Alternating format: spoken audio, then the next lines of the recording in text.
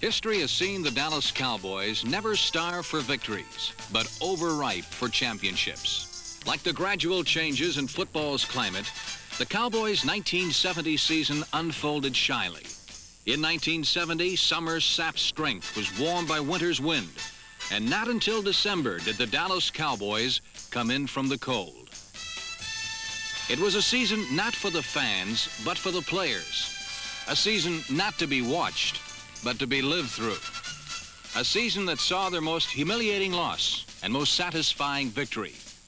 A season that saw the decline and rise of the Dallas Cowboys.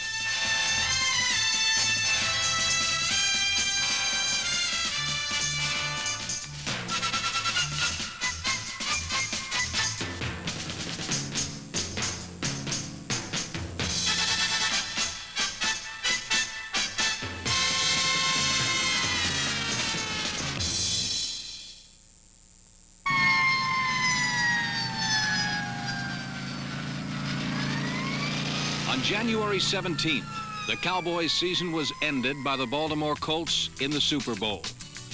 A season's labor was lost on 3 bounces of the fickle ball.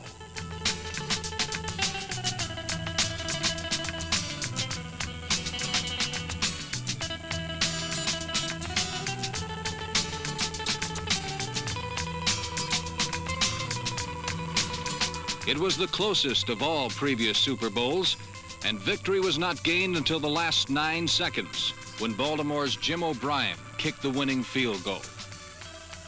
But the story of 1970 was not the story of one game, but of a season that began for Tom Landry's Cowboys in late September in Philadelphia. Quarterback Roger Staubach took the Eagles' defense on a jagged, weaving ride on his revved-up roller coaster, and Dallas won.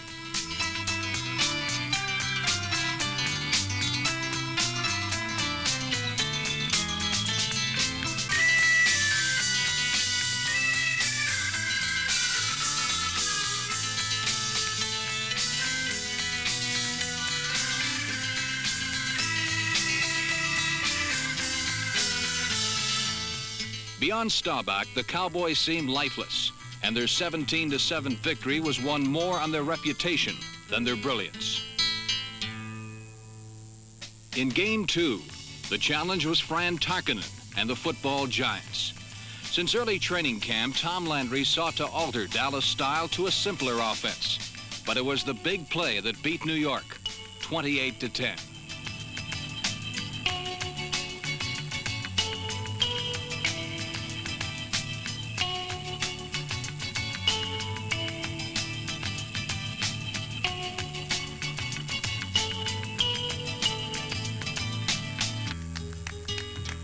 In St. Louis, the big play offense stumbled, and the Cowboys were crushed by the Cardinals, 20-7.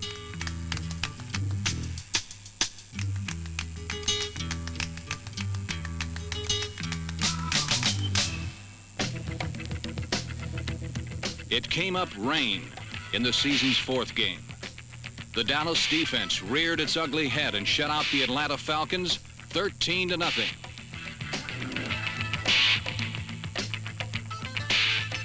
Through 4 weeks, Dallas's record was impressive, while their performance was not. Dallas looks lifeless to this announcer, and they had better wake up before next week's game with those powerful Vikings. They took their 3-1 record to Minnesota, where the Royal Purple tarnished their star a second time. It was the worst defeat in Dallas history.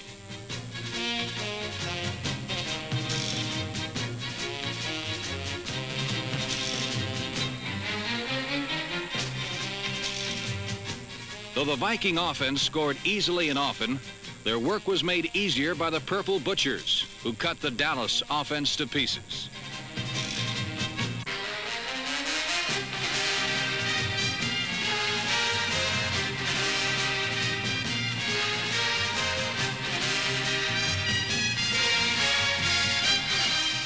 A victory was lost, and so was running back Calvin Hill, who would be nagged by injuries for the rest of 1970.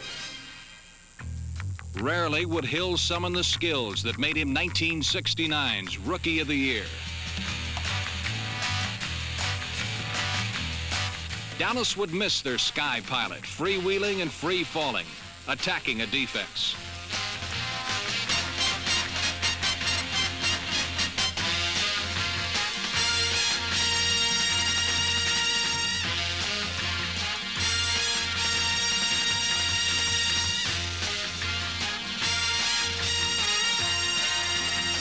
With Hill hurt and just a spectator to their fate, the Dallas Cowboys met the world champion Kansas City Chiefs in the 6th week. Something old and something new spurred the Cowboys' 4th win in 6 games. Rookie Dwayne Thomas' smooth stride spurned the Super Chiefs and eased the loss of Calvin Hill. Quarterback Craig Morton and Bob Hayes, who returned to action, burned the blitz as Dallas streamed away with a 27-16 victory.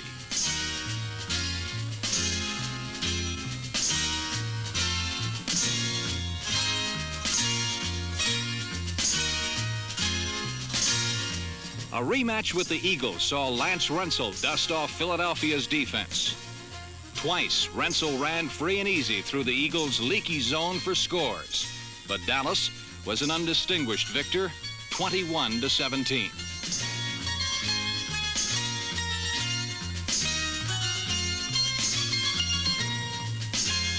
The Cowboys were 5-2 and apparently sleepwalking to a division title when time caught up with them in the big city. The Giants rode on Fran Tarkenton's blazing hot arm, and Dallas was branded losers again.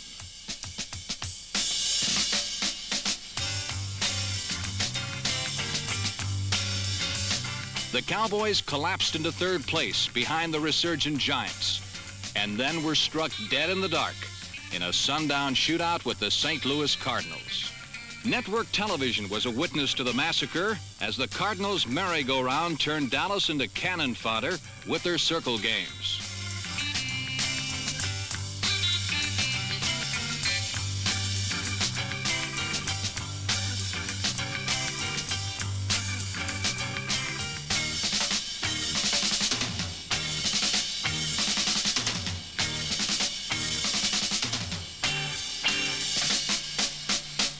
In one night, Dallas endured a season's worth of frustration, shut out under the stars.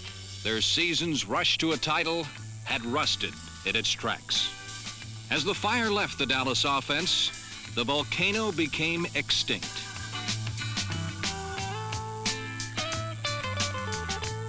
In the year the big play died, the defense still burned with a rage to win. Oh, come on, Dave! Oh, get him, get him, get him! Big down! All right, Dave, last down, let's go! All right, Dave, all right! After 9 games, the defense was steadfast, but it was evident that if Dallas was to win, their waning offense would have to be revived.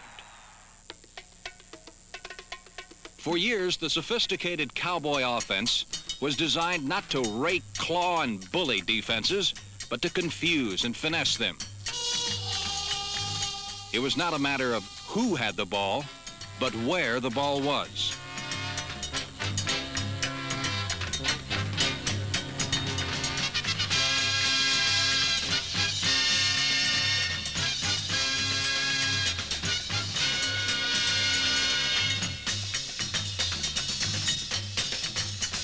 With a variety of virtuosos on offense, the play was the thing in Dallas.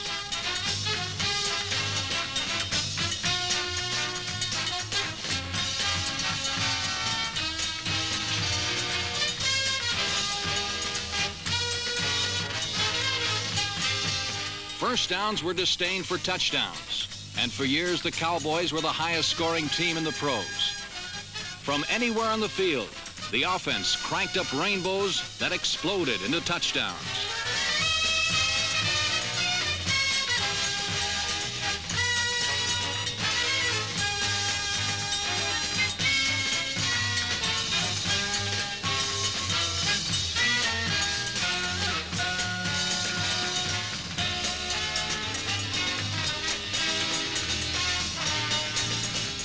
The symbol of triumph for the Dallas offense was a Bob Hayes touchdown and a field strewn with tacklers left in his wake.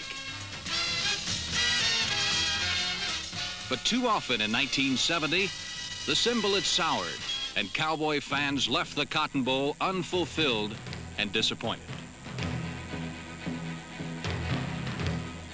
So with their record at 5-4, Tom Landry tried again for simplicity on offense. He traded the flamboyance of the big play for steadiness and victories. Using his tough tight ends Mike Ditka and number 84 Pettis Norman to shuttle in his plays, Landry assumed a personal share of the offensive burden. It was up to quarterback Craig Morton to execute the master plan. Morton now probed, not bombed, defenses. The road to victory became a conservative one.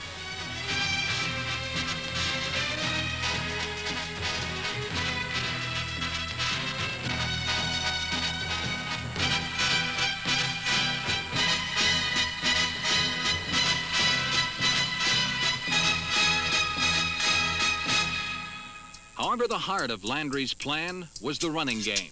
Using rookie Dwayne Thomas and the compact Brockbuster from Oklahoma, Walt Garrison, Dallas began to outmuscle opponents.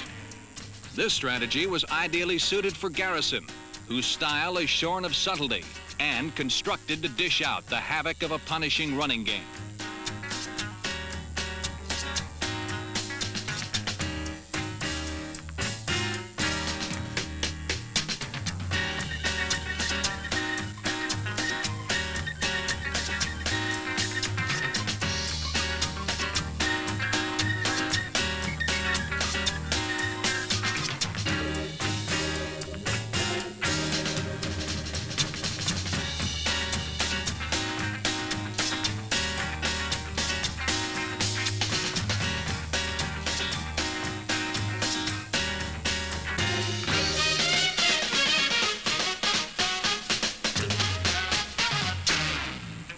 To complement Garrison, there was rookie Dwayne Thomas, whose free-flowing syrup strides carried him over 800 yards in 1970.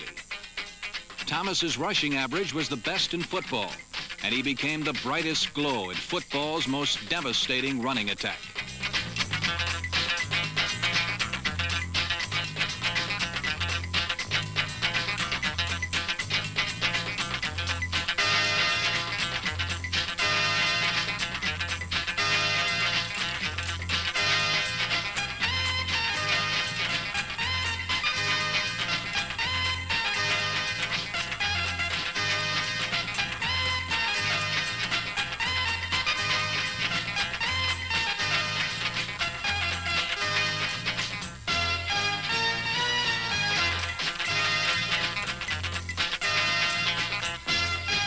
Dwayne Thomas, a new explosive element in an old formula for victory. The first test of the Landry plan came in the season's 10th game with the Washington Redskins. Dallas had to win all of their remaining 5 games to stand a chance in the NFC East. They would play 2 games with Washington, 1 each with the Green Bay Packers, the Cleveland Browns, and the Houston Oilers. The Cowboys have always had a Roman's appetite for victory, but never a Spartan's will to suffer for it. Against Washington, not only a new philosophy, but a new attitude won. Victory came from rookie Mark Washington's willowy strides. Victory came from the offensive line, from Tony Liscio, from guards Blaine Nye and John Nyland, from tackles Ralph Neely and Rayfield Wright, and from center Dave Manders. It came from 3 Dwayne Thomas touchdowns. It came from a team working and playing as one, not from the individual brilliance of 1 or 2 players.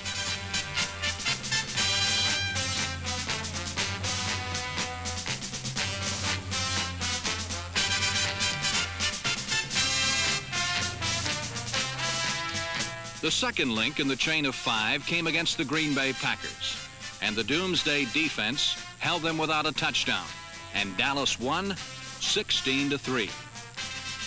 The next week against Washington, the offense scored 34 points, while the defense allowed none. the wrecking crew made their own breaks, shut off the Redskins' deep receivers, and devoured quarterback Sonny Jurgensen. Now it was Dallas gushing strength, while the Cardinals and Giants faltered. Dallas came to Cleveland in the 13th week. The muck and mire dictated defense, and Dallas was savage.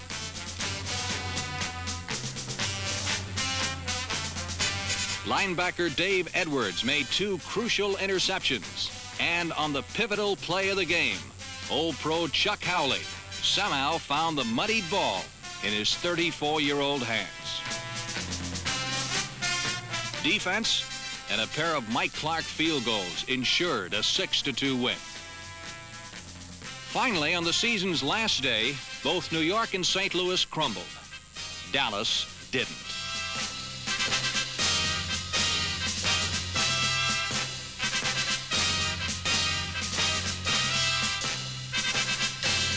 It was a day for the offense, which scored 52 points.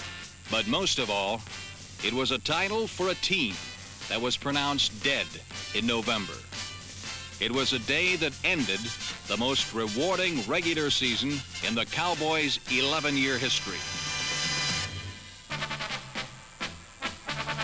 Dallas had won the NFC Eastern Division in many ways. They had won by blocking and by passing. They had won on all-out hustle. They had escaped to win. They had won by running. They had won by kicking and by blocking kicks. They had learned to win with position football. They had won with a flair.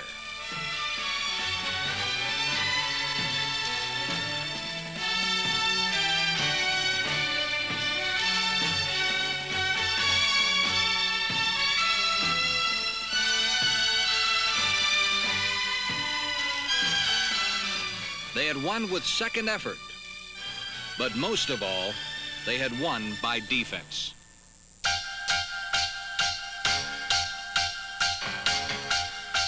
During the Cowboys' 5-game stretch run, the Dallas defense was the best in football. In the last 18 quarters, they did not allow a touchdown. They were 11 men, all captains of action, waiting to ravage the offense.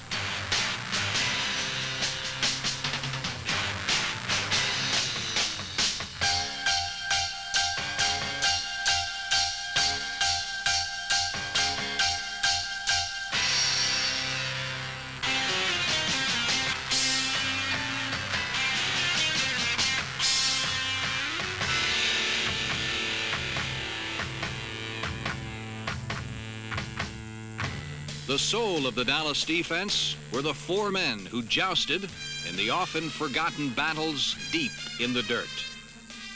From the outside came 10-year veteran George Andre, number 66, and young Larry Cole, number 63.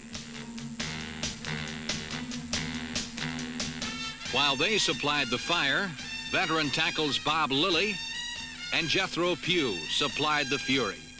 Pugh's trademark is flat-out quickness to the pocket or to the man running free in the open field.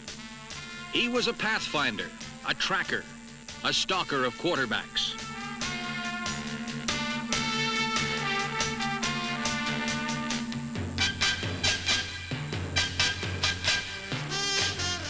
A decade of Sunday's wars has not diminished Bob Lilly's talents. In 1970, number 74 was more visible than ever. There is no tackle quicker for 20 yards, all the distance Lilly needs to pursue and plunder the man with the ball.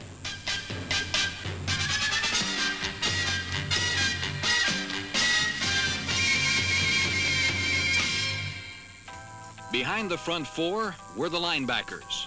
From the outside came Dave Edwards and Chuck Howley. From the middle came Captain Leroy Jordan.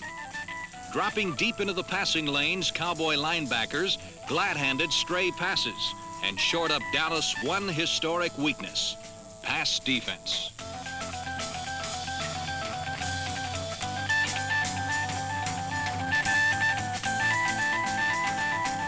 The deep defense was manned by 3 All-Pros, Mel Renfro, Herb Adderley, and Cornell Green.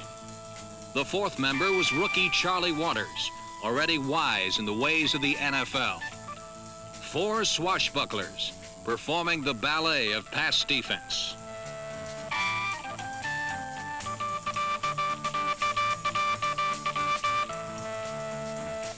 A powerful offense, a devastating defense. A match set of bookends to test the Detroit Lions in the playoffs. God dang it, let's go! Come on! Come on now! Get over! Against Detroit, it was not a day for offense, but another day for the defense. Come on, D, let's go, baby! All right, D, all right, D! Let's go defense, baby! Come on, people! Come on, now, hold them, hold them, hold them!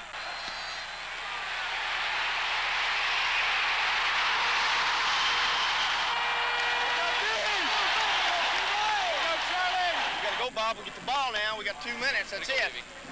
It ain't over yet, Ron. We got to get it and go now. All right, D. Big play now. Let's go. Pick it up, Charlie. Just pick it up. All right, let's go, baby. Come on, Bob. Let's go. Come on, George. Come on.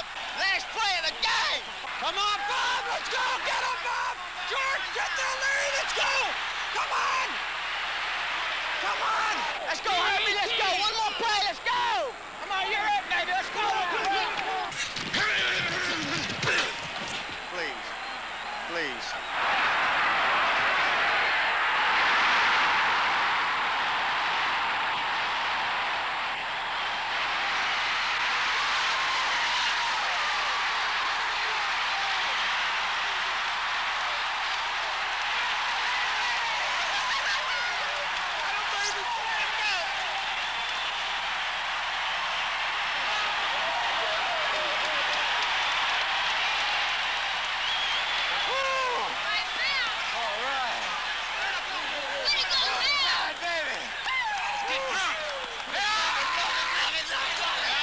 Now only the 49ers stood between Dallas and something they had never won, the NFC Championship.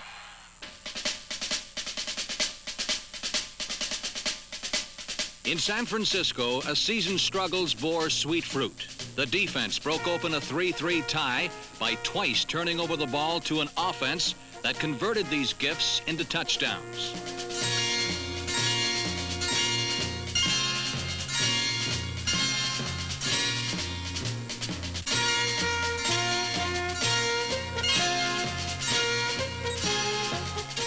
Mel Renfro made the cornerback's classic play to set up the 49ers for the killing blow.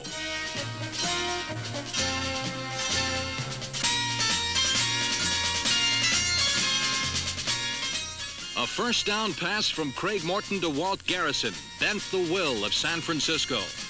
And with time dying, the doomsday defense broke John Brody's last straw, and Dallas won 17-10. For the first time, another team walked off in sorrow, while the Dallas Cowboys took the magic carpet ride of champions. For Dallas, the third day of January 1971 was truly Happy New Year!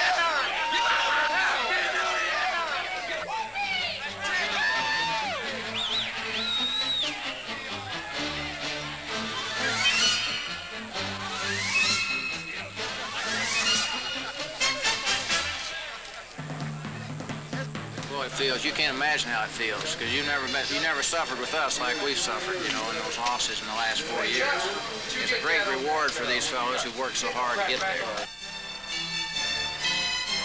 Perhaps in past years there was success without suffering. In 1970, Dallas to the man sacrificed individual glory for the collective goal of a championship. It was the year the team won, a year that saw the decline and rise of the Dallas Cowboys.